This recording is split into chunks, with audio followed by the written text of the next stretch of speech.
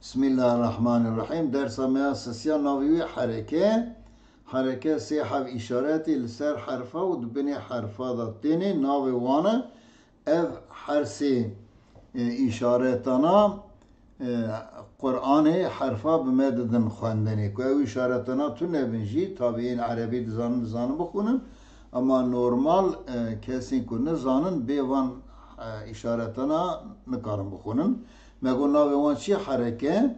Watê li ser herfê wekî çizgîkî bi navê zibere Kurdî bi êyê dixwendin.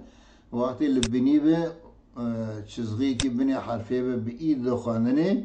Watê qeydê waweka piçûk li diyarê wî jî bi û dixwendinê. Em dikarin vêya wiha bixwînin e, b, t, s, c, h, x wisa heta em tên we ye. Wana giştî bi ê em dikarin bixwînin.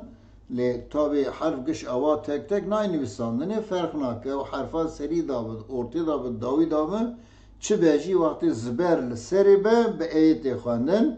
Waxtê zêr li binî be, çizgî waxtê li jêrê bi, jêra zêr tê gotin Kurdî.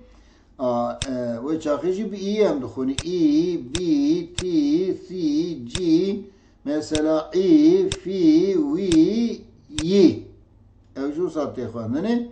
Waxtê îşar li diyar qeydê îşaretekî bi û, bû, tu, su, cu, hû, xû ew jî bi vî şeklê ham tê xwendinê. Yani bi ûyê tê xwendin. Ev ya da aqilê we da bi. Hereke sê hev îşaretin li ser herfa û di binê herfa da tenê bi gorî ve herfa bi êyê an jî bi îyê an jî bi ûyê didin xwendinê. Belê, dersa me sisya jî wiha derbas bû.